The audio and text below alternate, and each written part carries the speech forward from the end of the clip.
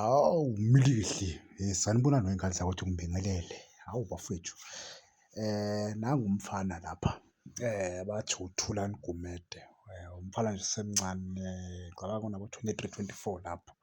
Ugijima lapha ku-Richards Bay, United, ya.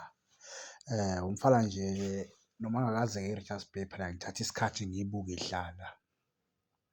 Cha, ngabe ngiqamba naye futhi angikaze ngambuka edlala, yabo. Ngeke phela ngiqambe amanga ngithi hhayi uyashisa, cha lutho. Kodwa ama-stat akhe akhomba, ya u-normal, ngingasho kanjalo. Lo mfana lona ngathi una-21, ya, lapho angisazi unangakhi. Kodwa-ke umfana-ke njengoba nazi ukuthi le deal le kaPhiri, lo we-Stellenbosch ngathi iya-collapse bafana. Ngathi iya-collapse, i-Stellenbosch sifuna imali eningi. So ngathi i-Chiefs ishaya ngonyawo phansi, igcine asiyivumi leyo nto leyo. So ngathi i-Chiefs-ke yashintsha umqondo-ke iza kulo mfana lo abathi uThulani Gumede. Uyi-winger-ke lo mfana le, uyi-winger lo mfana-ke. Lo mfana udlala amagemu awu-21 lapha ku-Richards Bay.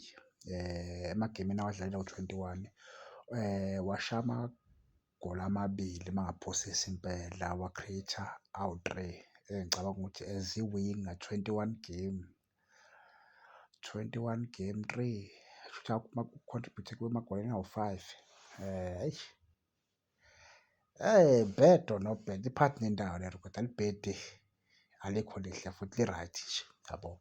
So kodwa nje mhlawumpe-ke engaba umfana ongafika nje afithe mhlawumbe asazi, kodwa nje phela uma kuthiwa ukore amagoli awu-2, khona alikho lihle ngane zakwethu. Kuwukuthi phela o-Richards Bay amathimu afufusa kakhulu, yabo, amathimu afufusa kakhulu iy'ngane zakwethu.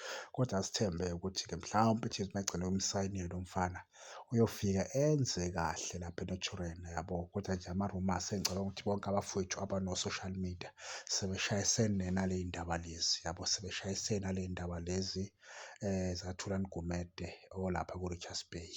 Umfana nje osemncane kakhulu, uma ingamsayina i-Chiefs noma igcine nje imunile, ngicabanga ukuthi umfana oyofika nje adlale, akhulele khona futhi ekhaya eNaturen uma kuwukuthi umsebenzi uyohamba hamba ube muhle nakuye, yabo. So sithi-ke mfana uma kwenzeka idili iphasa, hhayi woza ekhaya mfana.